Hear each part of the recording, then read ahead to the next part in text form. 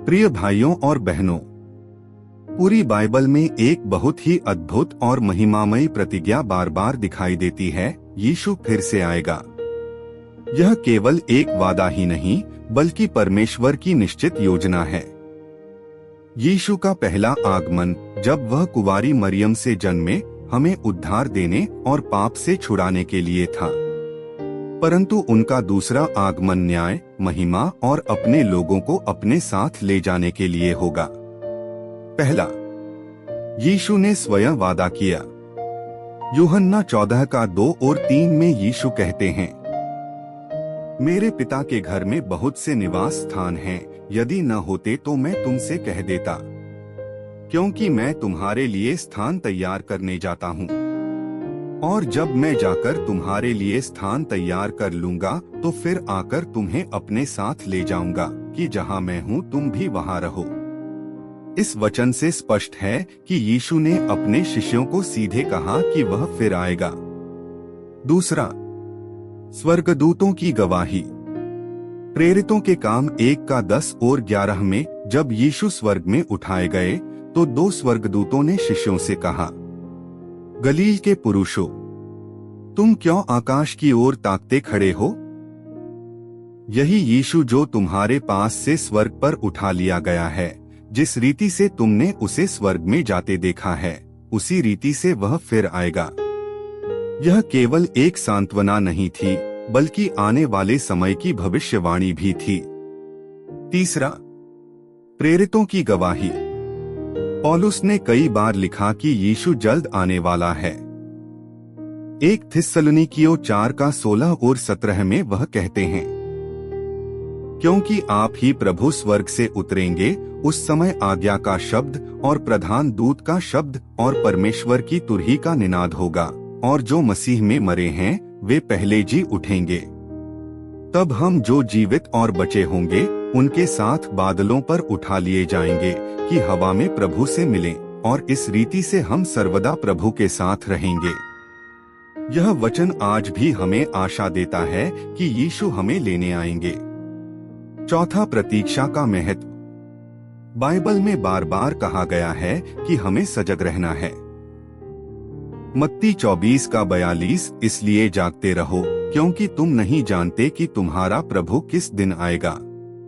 इसलिए यीशु का जल्द आना केवल भविष्य की बात नहीं है, बल्कि वर्तमान समय में हमारी तैयारी और जीवन की शैली से जुड़ा हुआ है। यीशु का दूसरा आगमन अचानक और महिमा से भरपूर होगा, लेकिन बाइबल हमें स्पष्ट करती है कि इससे पहले कई चिन्ह पूरे होंगे। यह चिन्ह हमें चेतावनी देने के लिए हैं, ताकि हम सोते न रहें बल्कि तैयार रहें। पहला, युद्ध और अफवाहें। मत्ती 24 का 6 में यीशु ने कहा, तुम लड़ाइयों और लड़ाइयों की चर्चा सुनोगे, देखो घबराना मत, क्योंकि इनका होना अवश्य है, परंतु उस समय अंत न होगा। आज दुनिया में कितनी जगह युद्ध चल रहे हैं, राष्ट्रों में, समाजों में और यहाँ तक कि परिवारों में भी। यह सब अंत समय के चिन्ह हैं। दूसरा, भूकंप, अकाल और महामारी। मत्ती 24 का 7 में लिखा है, एक जाति दूसरी जाति के विरुद्ध और एक राज्य दूसरे राज्य के विरुद्ध उठ खड़ा होगा, और जगह जगह अकाल और भूकंप होंगे। आज हम देखते हैं कि लगातार भूकंप आ रहे हैं, भूखमरी बढ़ रही है, और महामारी जैसे हाल में कोविड-19 पूरी दुनिया को हिला देती है। यह सब स्पष्ट चिन्ह हैं कि अंत निकट है। तीसरा, झूठे मसीह और झूठे नबी। यीशु ने चेतावनी दी थी मत्ती 24 का 24, क्योंकि झूठे मसीह और झूठे भविष्यद्वक्ता उठ खड़े होंगे और ऐसे बड़े चिन्ह और अद्भुत काम दिखाएंगे कि यदि हो सके तो चुने हुओं को भी भरमा लें। आज हम देखते हैं कि कई लोग खुद को मसीहा कहकर लोगों को गुमराह कर रहे हैं। यह भी अंत समय का चिन्ह है। चौथा, पाप और अधर्म की बढ़ोतरी। 2 तीमुथियुस 3 का 1 का 4 में लिखा है कि अंतिम दिनों में लोग स्वार्थी, घमंडी, माता पिता के आज्ञा न मानने वाले, कृतघ्न, द्रोही और दुष्ट हो जाएंगे। क्या यह सब आज हमारे समाज में नहीं दिखाई दे रहा? लोग परमेश्वर से दूर जा रहे हैं और पाप को सामान्य मान रहे हैं। 5वां, सुसमाचार का प्रचार। मत्ती 24:14 में लिखा है, और राज्य का यह सुसमाचार सारी दुनिया में प्रचार किया जाएगा, सब जातियों के गवाह होने के लिए, और तब अंत आएगा। आज इंटरनेट, टीवी, रेडियो और मिशनरियों के द्वारा सुसमाचार हर जगह पहुंच रहा है। यह इस बात का चिन्ह है कि अंत बहुत निकट है। 6वां, इस्राएल का पुनः खड़ा होना। भविष्यवाणी में कहा गया था कि इस्राएल फिर से एक राष्ट्र बनेगा, और हम देखते हैं कि 1948 में यह भविष्यवाणी पूरी हुई। यह भी मसीह के आगमन के संकेतों में से एक है। 7वां, स्वर्गीय चिन्ह। लूका 21:25 में लिखा है, सूरज, चांद और तारों में चिन्ह होंगे, और पृथ्वी पर जातियों को समुद्र और लहरों के गरजने के कारण संकट होगा। आज हम जलवायु परिवर्तन, समुद्री तूफान, ग्रहण और आकाशीय हलचलें लगातार देख रहे हैं।